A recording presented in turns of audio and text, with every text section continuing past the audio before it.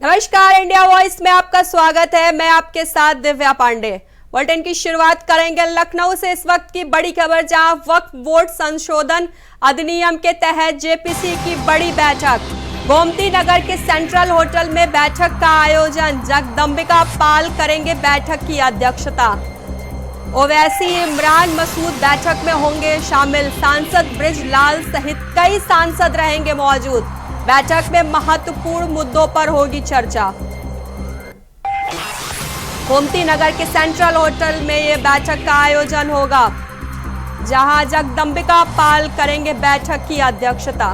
JPC की बैठक शुरू हो गई।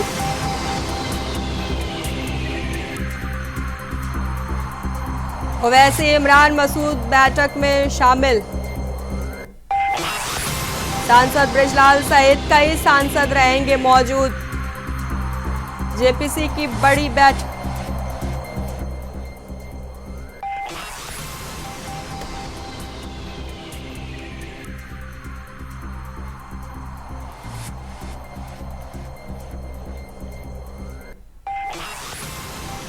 वहीं ज्यादा जानकारी के साथ हमारे संवाददाता नमन मिश्रा हमारे साथ जुड़ गए। नमन, जेपीसी की बड़ी बैठक शुरू हो गई है, क्या कुछ अपडेट है?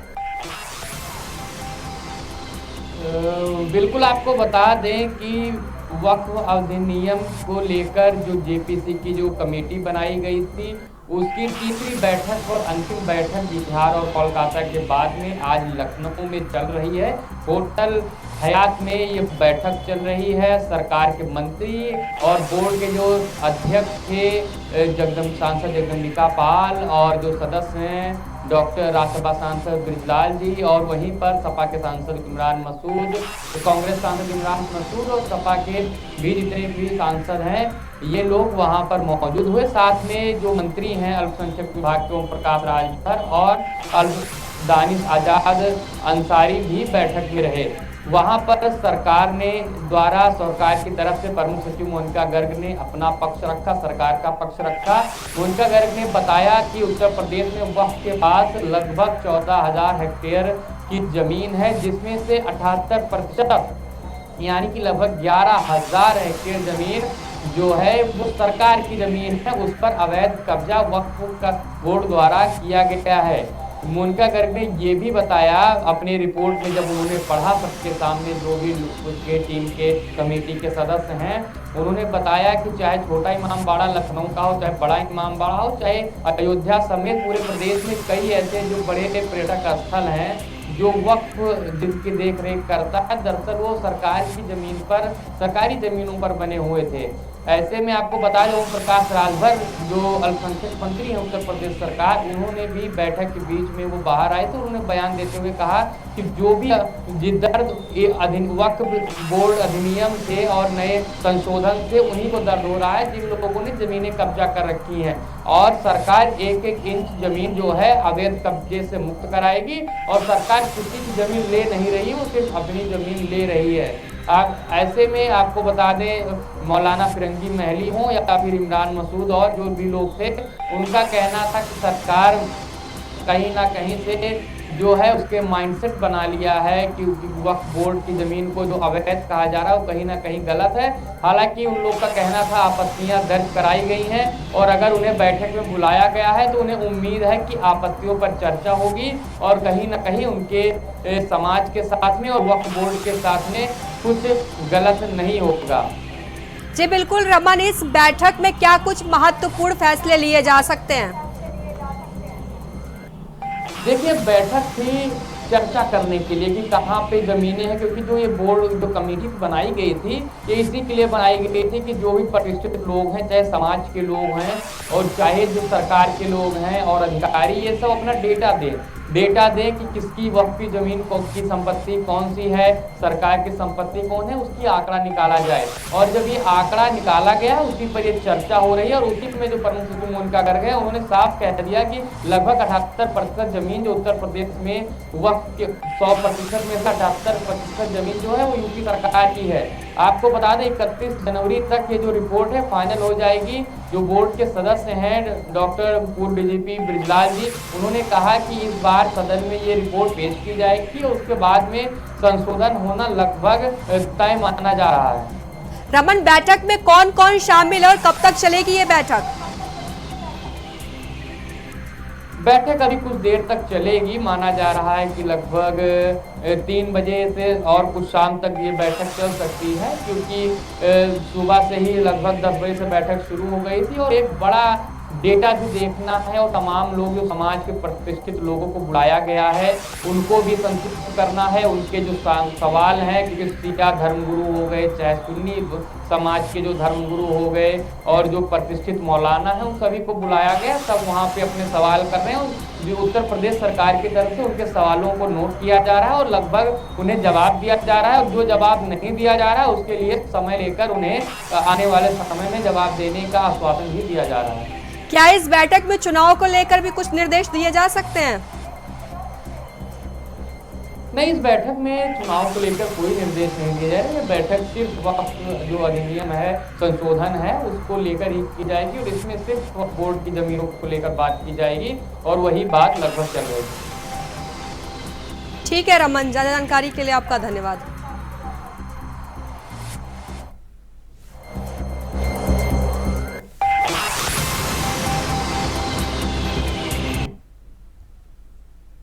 वहीं दिल्ली विधानसभा चुनाव के लिए भारतीय जनता पार्टी ने अपने घोषणा पत्र के दूसरे पार्ट को जारी कर दिया है।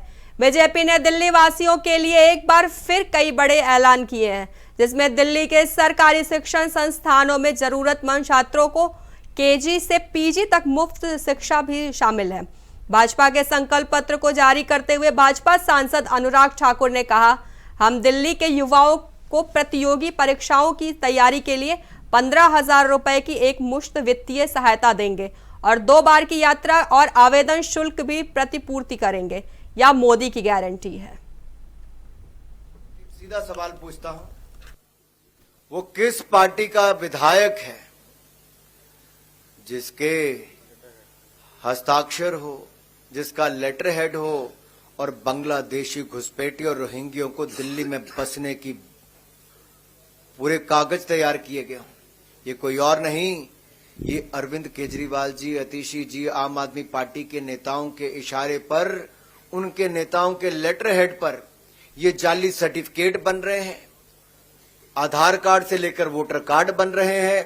मुफ्त के राशन खाने से लेकर दिल्ली वालों की नौकरियां खाने का काम रोहिंग्या मुसलमान और बांग्लादेशी घुसपैठिए, ये आम आदमी पार्टी के इशारों पर हो रहा है, उनके लेटर हेड पे हो रहा है, उनके विधायकों के माध्यम से हो रहा है, उनके नेताओं के माध्यम से हो रहा है। दिल्ली की जनता से माफी मांगनी होगी कि रोहिंग्या मुसलमानों को, घुसपैठियों को शरण क्यों दी।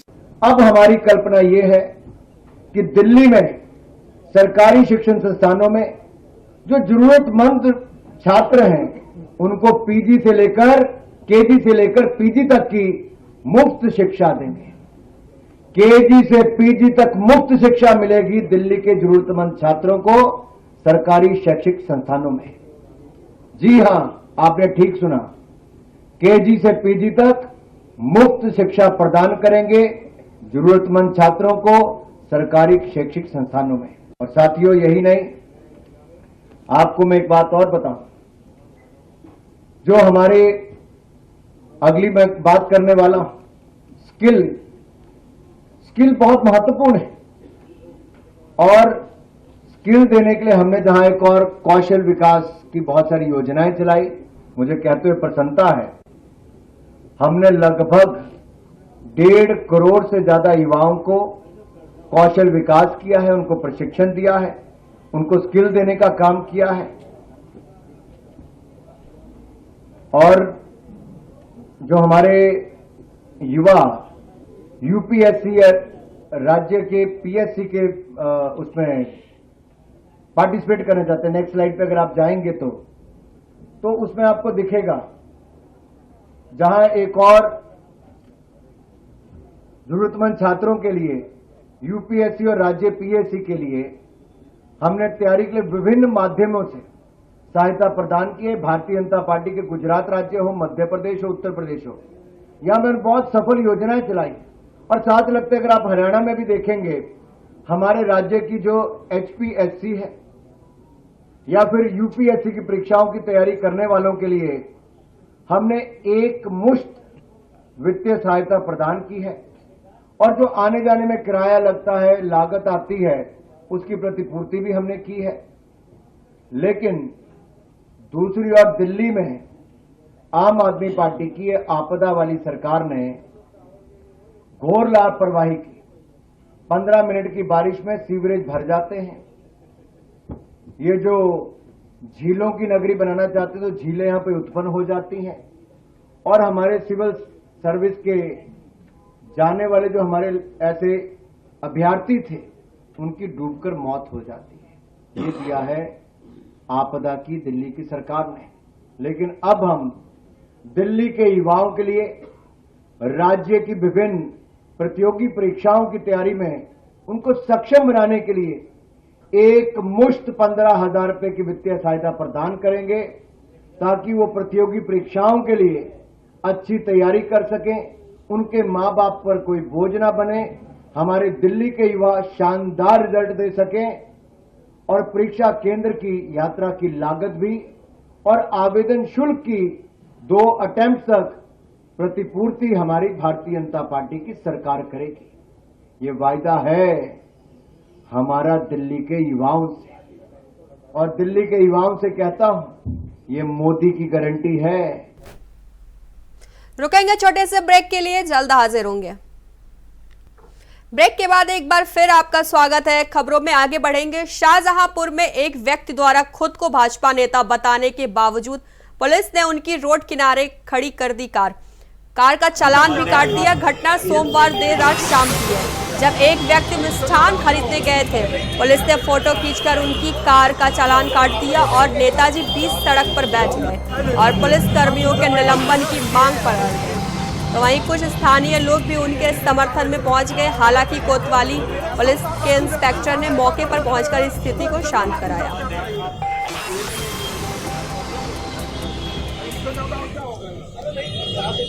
मुझे भारतीय जनता पार्टी से हूँ। क्या नाम है? मिठाई ले रहे थे 1 किलो, गाड़ी खड़ी की, इन्होंने चालान करना शुरू किया। मैंने कहा अरे भाई मिठाई ले रहे हैं, बोले यहाँ ऐसे ही होता है। तो दूसरा कह रहा है पैसा देना शुरू करो भाई। अरे मैंने बीजेपी पार्टी हूँ, कैसी बात करते हो तुम? ना चालान करना ना पैसे दूंगा। क्या नाम? शर्मा। उसने मैं मिठाई ले रहा हूँ और गाड़ी खड़ी की, इन्होंने चालान कर दिया। आप भी खड़ी वहीं पर, हमने अभी खड़ी करके यहाँ बैठ गया। जब आरती मिशन पहुंचे, एसपी साहब बता दिया है। एसपी साहब कह रहे उठ जाइए, चालान खत्म हो जाएगा। हमने नहीं, इन्हें सस्पेंड करिए, ऐसे गुंडा कर दिया वालों को। सामने सब कह रहे हैं भाई मिठाई ले रहे हैं। बीजेपी पार्टी के आदमी के साथ ऐसा हो सकता है तो जनरल व्यक्ति के साथ क्या होगा? किस चौक? वो सामने खड़े मैं नहीं जानता। हमने कोतवाली इंस्पेक्टर साहब को ही बता दिया, सस्पेंड किया जाए, ऐसे गुंडागर्दी वाले बंद किया जाए। सामने पहले तहकीकात करो, झूठा करा है। वो मिठाई वाली लड़की बैठी है, वो दुकानदार बैठे कर मिठाई ले रहे हैं भाई। वहीं सपा प्रमुख अखिलेश यादव ने अपने कार्यकर्ताओं से दिल्ली के विधानसभा चुनाव में आम आदमी पार्टी के प्रत्याशियों के पक्ष में जुटने का आह्वान किया है। दिल्ली से लगे यूपी के जिलों के सपा कार्यकर्ता भी वहां के चुनाव में मदद देंगे। सपा अध्यक्ष अखिलेश यादव इस चुनाव में आपको पहले ही समर्थन दे चुके हैं। उन्होंने कहा है कि जिस राज्य में इंडिया गठबंधन को जो दल सबसे मजबूत है, सपा का समर्थन उसी को रहेगा। सपा प्रमुख अखिलेश यादव के इस फरमान के बाद सपाई एक्टिव हुए और दिल्ली में आपको प्रदर्शन देने के लिए तैयार हो गए।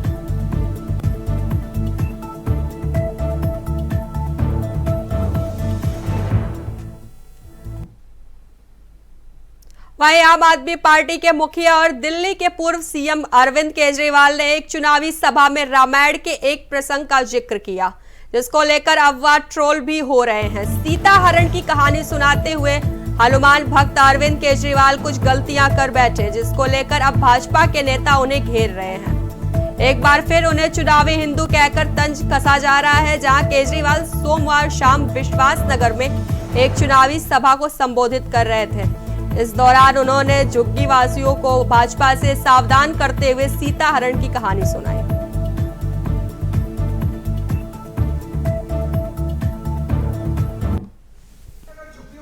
उनको मैं सतर्क करना चाहता हूँ। आजकल ये बहुत इनको झुग्गी वालों से प्यार हो गया, झुग्गियों में जा जाके सो रहे हैं ना। 10 साल नहीं सोए, अभी 1 महीने से जा जाके सो रहे हैं। इनको आपसे प्यार नहीं है, उनको आपके वोट से प्यार है। और चुनाव के बाद ये आपकी सारी जमीनें बेच देंगे अगर आपने गलत बटन दबा दिया। इनकी नजर आपकी जमीन के ऊपर है। ये जमीन सारे झुग्गी वालों को 1 साल के अंदर खत्म कर देंगे। आपकी जमीनें ये अडानी, अंबानी, बड़े बड़े बिल्डरों, इनको सबको अपनी जमीनें दे देंगे। बच के रहना। रामलीला देखने जाते हो कि नहीं जाते हो? भगवान राम की कहानी सुनिए। रामचंद्र जी को 14 साल का वनवास हो गया था। तो एक दिन रामचंद्र जी खाने का इंतजाम करने जंगल में गए। माता सीता को अपनी झोपड़ी में छोड़ गए और लक्ष्मण को बोले कि तू सीता मैया की रक्षा करेगा। इतने में रावण आया सोने का हिरण बन के। आया कि नहीं आया? सोने का हिरण बन के आया। सीता मैया लक्ष्मण को बोली मेरे को ये हिरण चाहिए। लक्ष्मण बोला ना मैया, भगवान राम कह के गए हैं कि मेरे को आपकी रक्षा करनी है। उसने बोली नहीं, मैं तेरे को आदेश देती हूं, जाओ और हिरण को पकड़ के लाओ। लक्ष्मण के पास चारा नहीं था। लक्ष्मण चला गया और वो रावण अपना वेश चेंज करके और सीता मैया का हरण करके ले गया। ये बीजेपी वाले भी उस सोने के हिरण की तरह है। इनके चक्कर में मत आ जाना, नहीं तो हरण हो जाएगा आपका। इनके सोने के हिरण के चक्कर में झुग्गी वाले ना पड़ जाएं। ये आजकल आ रहे कैरम खेल रहे हैं आपके बच्चों के साथ, फोटो खिंचवा रहे हैं आपके बच्चों के साथ। यही चुनाव के बाद आपकी झुग्गी बुलडोजर लेके आएंगे झुग्गी तोड़ने के लिए। पर आप चिंता मत करना, जब तक आपका बेटा केजरीवाल जिंदा है मैं बुलडोजर के सामने लेट जाऊंगा, जब तक आपको पक्के मकान बना के नहीं देते आपकी झुग्गी। वहीं दिल्ली बीजेपी के अध्यक्ष वीरेंद्र सचदेवा ने आम आदमी पार्टी के संयोजक अरविंद केजरीवाल पर श्री राम कथा का गलत विवरण सुनाकर हिंदुओं की भावनाओं को आहत करने का आरोप लगाया है।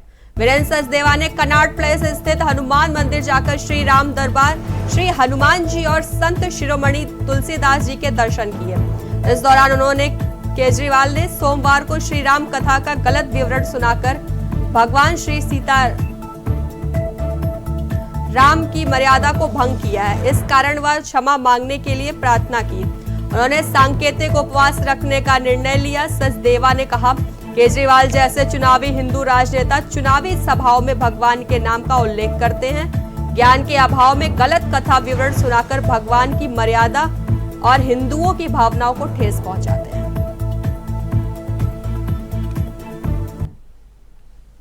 और प्रभु श्री राम से प्रार्थना की हनुमान जी से, वो अधर्मी है जिसने हमारे सनातन और हमारे धर्म को गाली देने का काम किया। लेकिन आप दिल्ली वालों को अपना आशीर्वाद बनाए रखिएगा, उसके अधर्म की सजा दिल्ली वालों पर न बीते।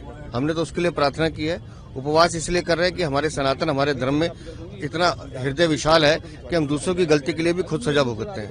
लेकिन अरविंद केजरीवाल जैसा अधर्मी जो श्री राम मंदिर बनाने का विरोध करता हो, जिसकी नानी उन्हें बताती हो कि राम मंदिर नहीं बनना चाहिए, क्या उनकी नानी ऐसी कहानी सुनाती थी कि रावण सोने का हिरण बन जाएगा? ये आज तक शीश महल के सोने के लोभ से बाहर नहीं आ रहे हैं। वहां इन्होंने सोने का आडंबर रचा है शीश महल में, तो आज इनको सारी चीजें सोने की दिखती हैं। तो अरविंद केजरीवाल जैसा भ्रष्टाचारी अधर्मी आदमी अगर श्री रामचरितमानस की गलत व्याख्या करता है। वहीं बिजनौर से बड़ी खबर, जहां शिक्षक पर छात्र के साथ मारपीट करने का आरोप लगा है। अभिभावकों ने शिक्षक पर लगाया है आरोप। शिक्षक पर बेरहमी से मारपीट का आरोप लगाया गया है। 7वीं के छात्र को अस्पताल में भर्ती कराया गया। छात्र के परिजनों ने थाने पर दी तहरीर। पुलिस से शिक्षक के खिलाफ की गई कार्रवाई की मांग। बिजनौर के थाना धामपुर क्षेत्र का ये पूरा मामला ये है, हमारे पास लगभग 1:45 बजे करीब में कॉल आई स्कूल से, बोलते आपका बच्चा बीमार है, इसे आके ले जाओ।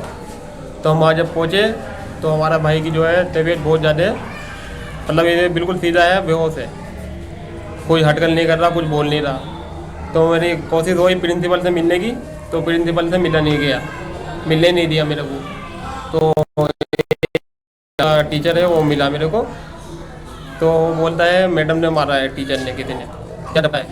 तो मैं लेकर आया सीधा भाई को, बेहोश था बिल्कुल, अभी तक होश नहीं आया। पुलिस कार्रवाई चाहते हैं उनके खिलाफ। पूरी वीडियो हमने जाके दोबारा हम स्कूल में गए हैं, सीसी कैमरे की वीडियो देखी हमने। वहीं खबर सीतापुर से है, जहां विश्वविख्यात 84 कोसी परिक्रमा की व्यवस्थाओं का डीएम और एसपी ने भ्रमण कर जायजा लिया है। इस दौरान डीएम ने 84 कोसी परिक्रमा मार्ग को गड्ढा मुक्त करने के लिए संबंधित अधिकारियों को दिशा निर्देश भी दिए हैं। बता दें कि कुंभ के बाद 84 कोसी परिक्रमा में साधु संतों का हुजूम भी उमड़ेगा। व्यवस्थाओं को लेकर एक्शन मोड में डीएम और एसपी। हमारे संबंधित अधिकारी हैं, एसडीएम महोदय हैं, सीओ महोदय हैं, पीडब्ल्यूडी से, जिला पंचायत से, खंड विकास अधिकारी एवं सभी संबंधित अधिकारियों के साथ रूट का निरीक्षण किया है। तो रूट पे एक तो हम लोगों ने साफ सफाई, जहाँ पे भी रूट पे गड्ढे हैं उसकी मरम्मत के लिए पीडब्ल्यूडी को निश्चित किया गया है। जगह जगह जो पड़ाव स्थल बनेंगे उन पे व्यवस्थाओं के लिए जिला पंचायत को कहा गया है। जो वहीं खबर पीलीभीत से है, जहां पूरनपुर के सचिवों का घोटाला सामने आया है। बता दें कि वर्तमान सहित ट्रांसफर हो चुके सचिवों के अधिकारियों पर घोटाले की पुष्टि हुई है, जिनके खिलाफ नोटिस जारी की गई है। बता दें कि 16 लाख रुपए का गबन किए जाने की ग्राम वासियों ने शपथ पत्र देकर डीएम से शिकायत की थी। जांच में 4 ग्राम विकास अधिकारी नागेंद्र कुमार, धर्मेंद्र कुमार, विजय कुमार और महेंद्र सिंह पर सरकारी धन का दुरुपयोग करना सिद्ध हुआ है।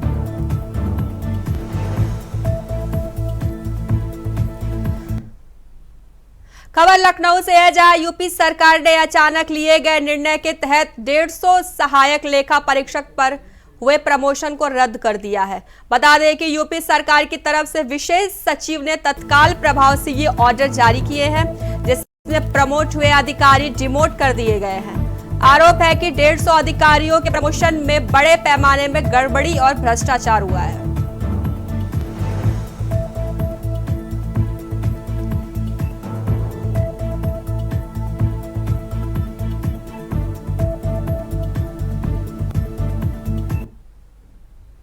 फिलहाल के लिए बस इतना ही। देश और दुनिया की तमाम बड़ी खबरों के लिए जुड़े रहिए इंडिया वॉइस के साथ।